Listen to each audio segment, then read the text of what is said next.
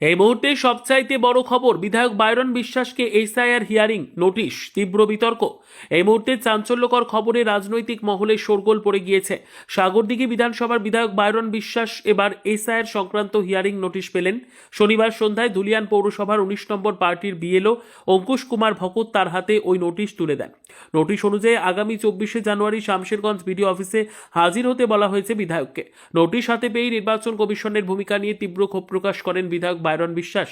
সংবাদ মাধ্যমের মুখোমুখি হয়ে তিনি বলেন, তিনি একজন নির্বাচিত জনপ্রতিনিধি হওয়ার পাশাপাশি একজন প্রতিষ্ঠিত ব্যবসায়ী। তার বাবা মরহুম বাবর আলী বিশ্বাস রাজ্য জুড়ে একজন সুপরিচিত ব্যবসায়ী হিসেবে পরিচিত ছিলেন।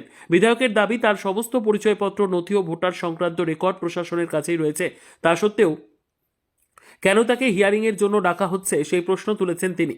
বায়রন বিশ্বাস আরও বলেন, একজন নিয়মিত করদাতা হিসেবে তিনি সরকারকে প্রতি বছর বিপুল পরিমাণ কর প্রদান করেন, অথচ এসআইআরের নামে তাকেও হিয়ারিং লাইনে দাঁড় করানো হচ্ছে। তার অভিযোগ, এই প্রক্রিয়ার মাধ্যমে সাধারণ মানুষ তো বটেই, এখন জনপ্রতিনিধিদেরও অকারণে হয়রানি করা হচ্ছে, যা নির্বাচন কমিশনের ভূমিকা নিয়ে বড় প্রশ্নচিহ্ন তৈরি করছে।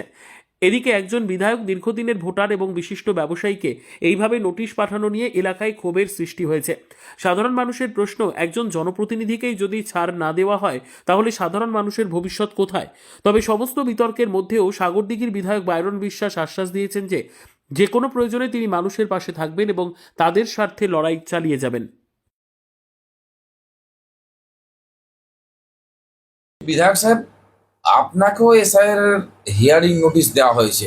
আমরা এই নির্বাচন কমিশন সূত্রে আমাদের তথ্য পেলাম, কি বলবেন? বলার আগে আমি কিছু দেখাতে চাই। আজকে বিএলও সাহেব এসেছিলেন আমার কাছে, কিছুক্ষণ আগে এই নোটিশটা ধরিয়ে গেলেন। আমি ধুলিয়ান 5 নম্বর মিউনিসিপ্যালিটি ওয়ার্ডের 19 নম্বর বুথের মানে ভোটার।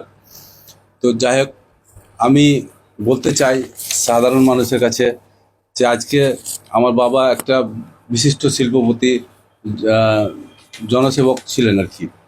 তো তা থাকা সত্ত্বেও আমাদের একটা বিশাল পরিচিতি পুরো পশ্চিমবাংলায়। তো আমি একটা বিধায়ক হিসাবে যদি নোটিশ পেতে পারি তো সাধারণ লোকের কি অবস্থা হবে? তো এটা বিজেপির সম্পূর্ণ চক্রান্ত। এই চক্রান্ত ওরা সাকসেস করতে চাইছে। আগেই ওদের একটা টার্গেট দিয়ে দিয়েছিল যে প্রায় 1.5 কোটি ভোটার বাদ যাবে। ওটা নিয়ে ওরা এটা সম্পূর্ণ ফিল আপ করার চেষ্টা করছে। তো আপনারা ভাবুন যে দেশের কি অবস্থা হচ্ছে। কবে আপনার হিয়ারিং ডেট? আমার হিয়ারিং ডেট 24 তারিখ 2:30 দিয়েছে।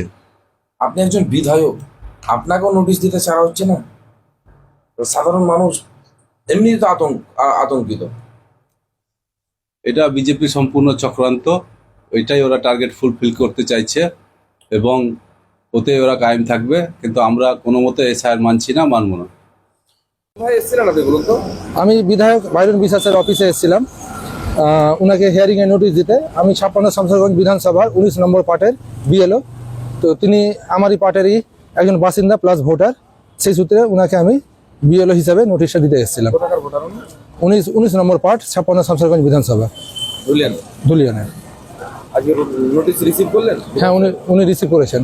কত তারিখ হিয়ারিং আছে? ওনার হিয়ারিং 24 তারিখ। আপনার নাম? আমার নাম অঙ্কুশ কুমার ভগত।